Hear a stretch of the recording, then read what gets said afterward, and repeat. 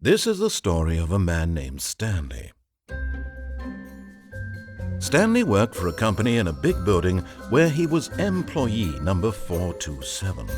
Employee number 427's job was simple. He sat at his desk in room 427 and he pushed buttons on a keyboard. Orders came to him through a monitor on his desk, telling him what buttons to push, how long to push them, and in what order. This is what employee 427 did every day of every month of every year. And although others might have considered it soul-rending, Stanley relished every moment that the orders came in, as though he had been made exactly for this job. And Stanley was happy. And then one day, something very peculiar happened.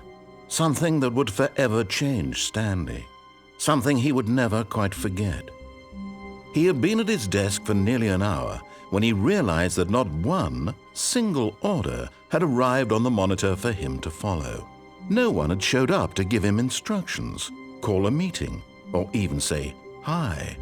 Never in all his years at the company had this happened, this complete isolation. Something was very clearly wrong. Shocked, frozen solid, Stanley found himself unable to move for the longest time.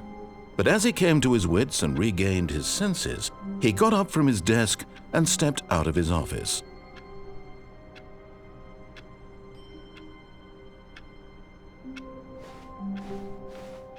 All of his co-workers were gone. What could it mean?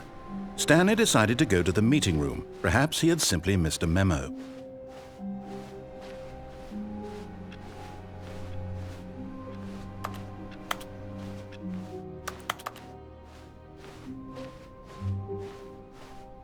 When Stanley came to a set of 2 open doors, he entered the door on his left.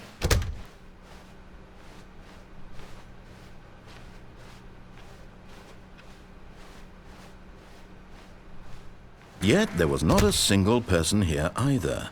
Feeling a wave of disbelief, Stanley decided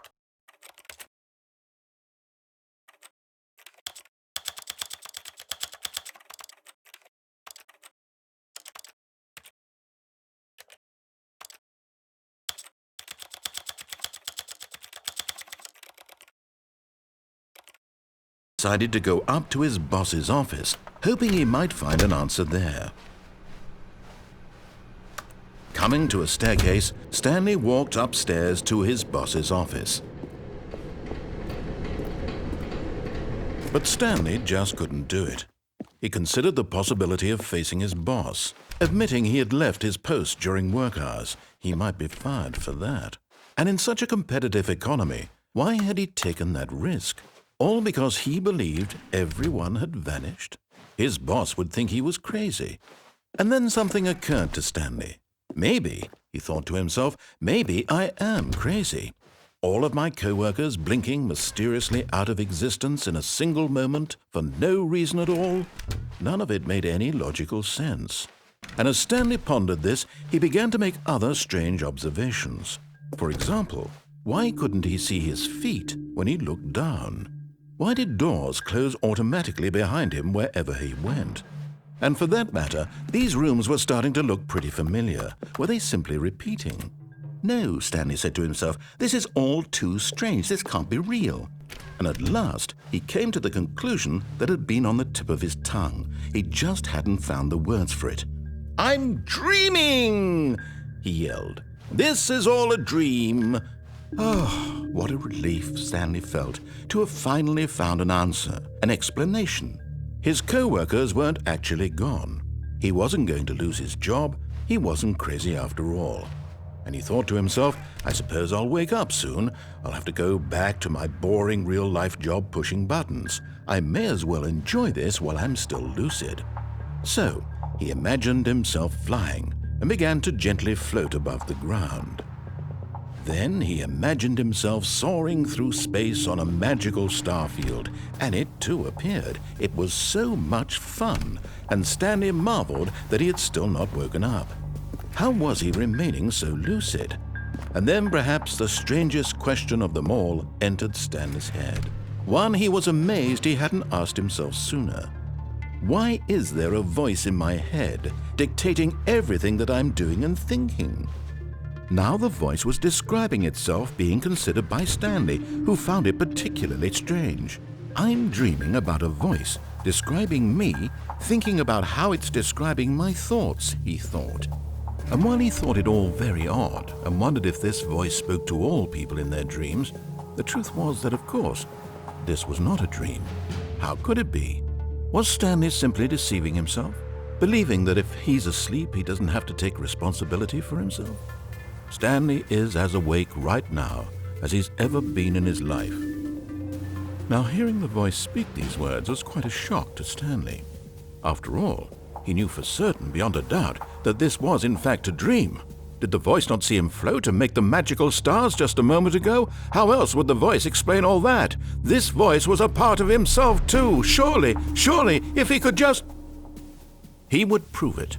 He would prove that he was in control, that this was a dream. So he closed his eyes gently, and he invited himself to wake up. He felt the cool weight of the blanket on his skin, the press of the mattress on his back, the fresh air of a world outside this one. Let me wake up, he thought to himself. I'm through with this dream. I wish it to be over. Let me go back to my job. Let me continue pushing the buttons. Please, it's all I want. I want my apartment and my wife and my job. All I want is my life exactly the way it's always been. My life is normal. I am normal. Everything will be fine. I am okay.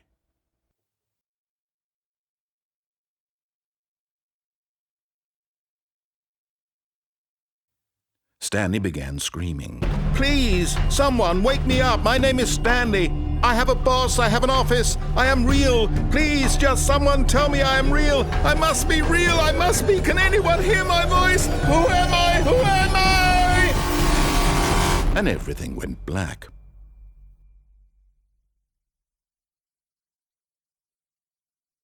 This is the story of a woman named Mariella. Mariella woke up on a day like any other. She arose, got dressed, gathered her belongings, and walked to her place of work. But on this particular day, her walk was interrupted by the body of a man who had stumbled through town talking and screaming to himself, and then collapsed dead on the sidewalk. And although she would soon turn to go call for an ambulance, for just a few brief moments she considered the strange man. He was obviously crazy, this much she knew. Everyone knows what crazy people look like. And in that moment, she thought to herself how lucky she was to be normal. I am sane. I am in control of my mind. I know what is real and what isn't. It was comforting to think this, and in a certain way, seeing this man made her feel better. But then she remembered the meeting she had scheduled for that day, the very important people whose impressions of her would affect her career, and by extension, the rest of her life. She had no time for this, so it was only a moment that she stood there, staring down at the body. And then she turned and ran.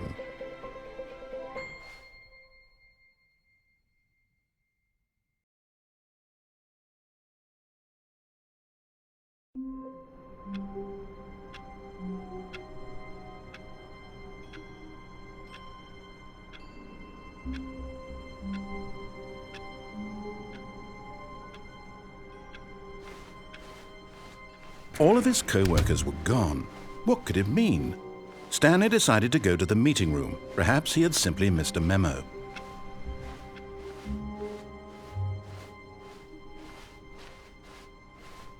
When Stanley came to a set of 2 open doors, he entered. This was not the correct way to the meeting room, and Stanley knew it perfectly well. Perhaps he wanted to stop by the employee lounge first, just to admire it.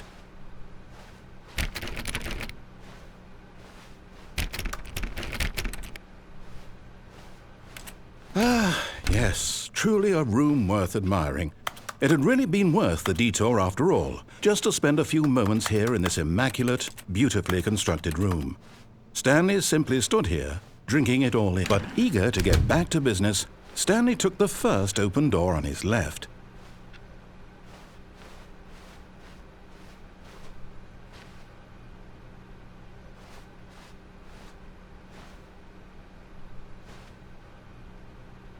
Stanley was so bad at following directions, it's incredible he wasn't fired years ago.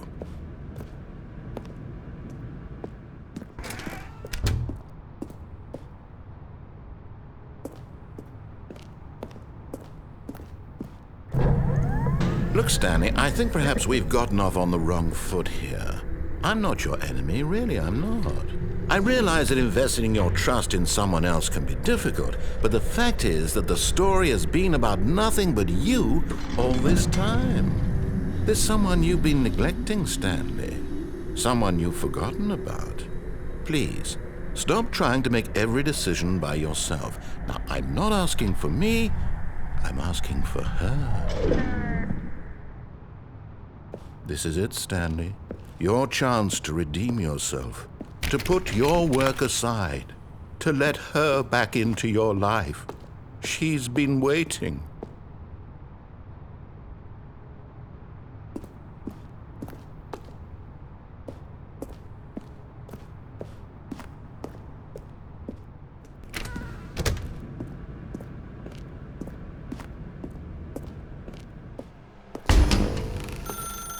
That's her, Stanley. You need to be the one to do this. To reach out to her. If you can truly place your faith in another, then pick up the phone.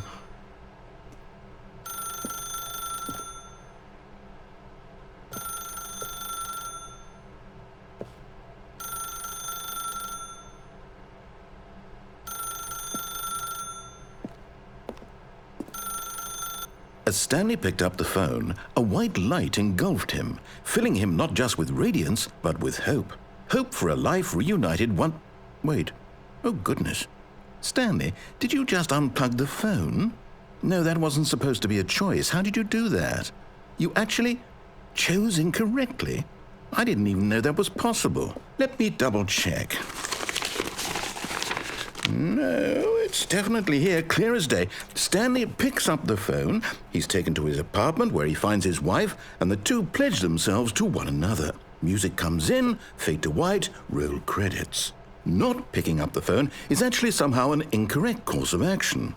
How is that even possible? None of these decisions were supposed to mean anything. I don't understand. How on earth are you making meaningful choices? What did you... Wait a second. Did I just see... No, that's not possible. I can't believe it. How had I not noticed it sooner? You're not Stanley. You're a real person.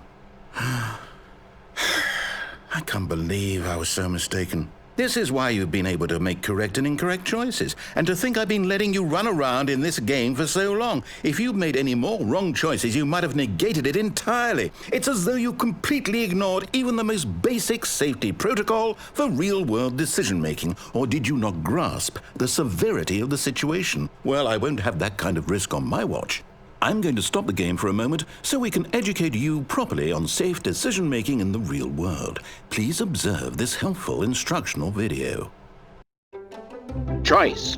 It's the best part of being a real person, but if used incorrectly can also be the most dangerous. For example, in this scenario, a hypothetical real person named Rupert has a choice. He could invent a machine that eliminates food shortages across the world to make life better for all people. Or he could spend years of hard work forgetting how to read. Which choice would you make? Remember that unlike here, the real world makes sense, and at no time should you make a choice that does not conform to rational logic. If you find yourself speaking with a person who does not make sense, in all likelihood, that person is not real. Allow the person to finish their thought, then provide an excuse why you cannot continue talking. Turn to a partner and practice saying, "My goodness, is it 4:30? I'm supposed to be having a back, sack, and crack." Excellent. Making choices on a regular basis is the best part to a healthy decision-making process. Most medical professionals recommend making at least 8 choices per day. Do you make more than 8? Less? And finally, If you begin to wonder if your choices are actually meaningful and whether you'll ever make a significant contribution to the world, just remember that in the vast infiniteness of space, your thoughts and problems are materially insignificant, and the feeling should subside. At this time, your instructor will guide you in an exercise to test and reinforce the material covered in this video. Welcome back. You may have noticed that this room has begun to deteriorate as a result of narrative contradiction. But not to worry. Now that you're properly informed on good decision-making, we're going to revisit a choice you made just a few minutes ago and see what the correct thing to do would have been. This way, please.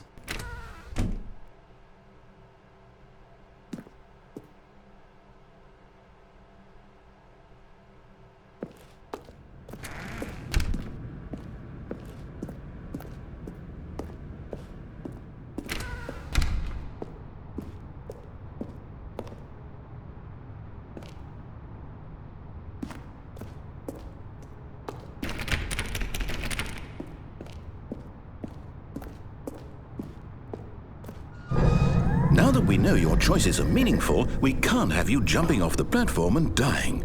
Imagine the main character dying senselessly halfway through the story. That story would make no sense at all. We just need to get you home as soon as possible before the narrative contradiction gets any worse. Unfortunately, it seems this place is not well equipped to deal with reality.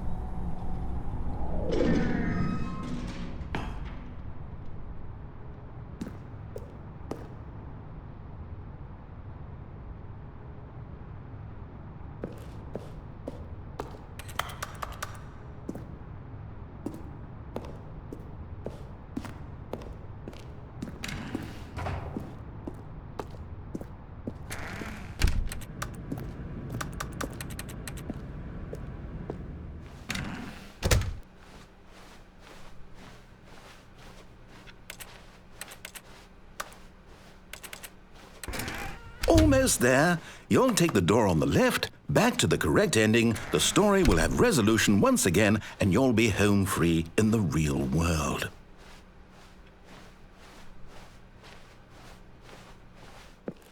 Now remember, all you need to do is behave exactly as Stanley would.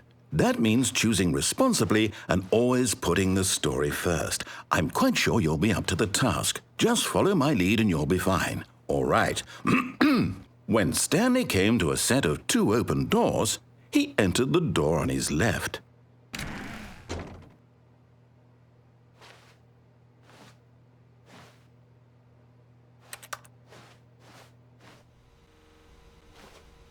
No! Why did you do that? Quickly, hurry back in the other direction. Perhaps we're not too late.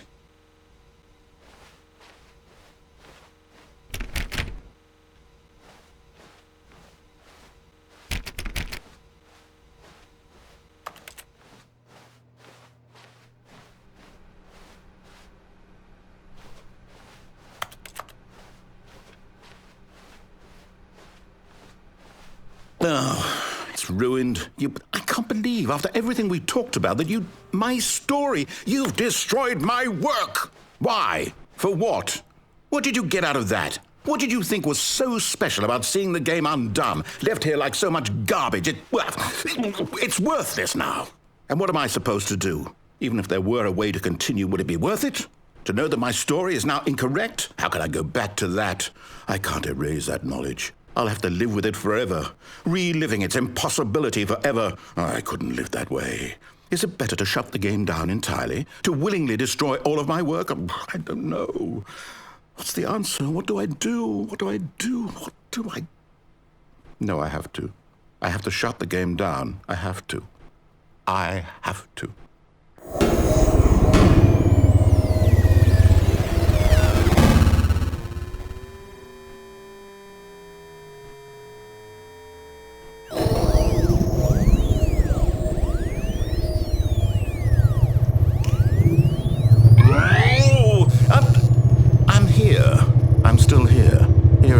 Rubbish.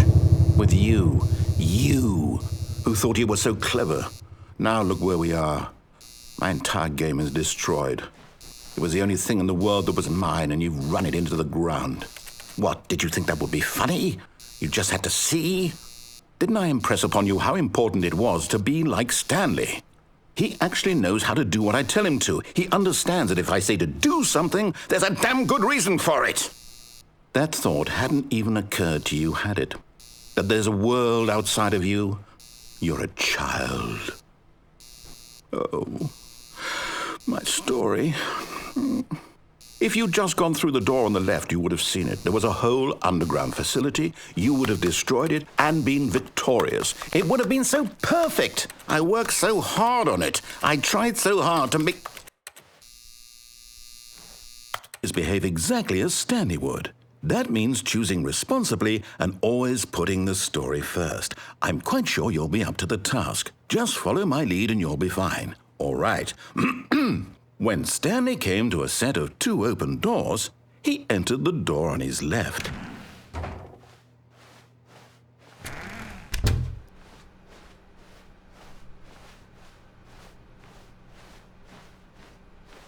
Yet there was not a single person here either. Feeling a wave of disbelief, Stanley decided to go up to his boss's office, hoping he might find an answer there. Coming to a staircase, Stanley walked upstairs to his boss's office.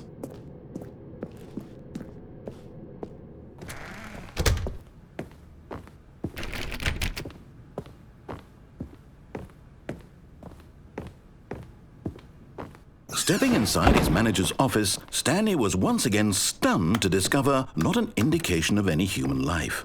Shocked, unraveled, Stanley wondered in disbelief who orchestrated this, until he saw the door with a voice receiver next to it. Surely behind this door lay all the answers to his questions. And beyond all probability, he knew the passcode. He had seen it on his boss's computer just last week. Nightshark 115. Was this the code to open the door? Would it still work? There was only one way to find out. Stanley had been trained never to speak up, but now he would draw from within himself the courage to face the unknown. He drew a sharp breath and then spoke the code.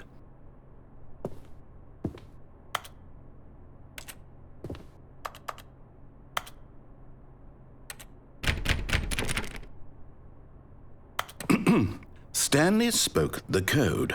Nightshark 115. He spoke it into the receiver, right there on the wall.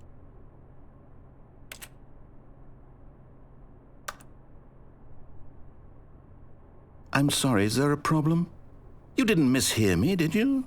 Please speak the code into the receiver. Otherwise, we can't get on with the story. This is a crucial step.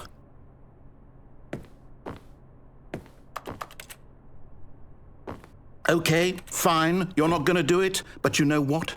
It's pretty humiliating to bring you this far, only for you to suddenly decide you have better things to do. I asked you for this one single thing, for your respect. The kind of respect Stanley shows for his choices. He knows what it means to take a story seriously. If you didn't want to see what I had to show you, then why did you come here? You had a choice, you know. You could have gone through the door on the right. You could have done whatever the hell you wanted over there. Why did you come this way? Speak. Say something to me. Explain yourself, you coward. You... When Stanley came to a set of 2 open doors, he entered the door on his left. Stanley? Hello? Are you... Is everything okay? Stanley, please. I need you to make a choice. I need you to walk through the door. Are you listening to me? Can you hear me? Is everything all right? Stanley, this is important. The story needs you. It needs you to make a decision. It cannot exist without you. Do you understand me? Whatever choice you make is just fine. They're both correct. You cannot be wrong here. We can work together. I'll accept whatever you do. I simply need you to take that step forward, please. Choose. Do something. Anything. This is more important than you can ever know. I need this. The story needs it. So, you hear me? Are you there? Are you listening to this? Stanley, are you there? Okay. It's okay, I can wait. You need time to decide. Time to make sure your choice is correct. That is the best choice. That's all right. I'll wait for you to decide what's the right thing to do. Take as much time as you need.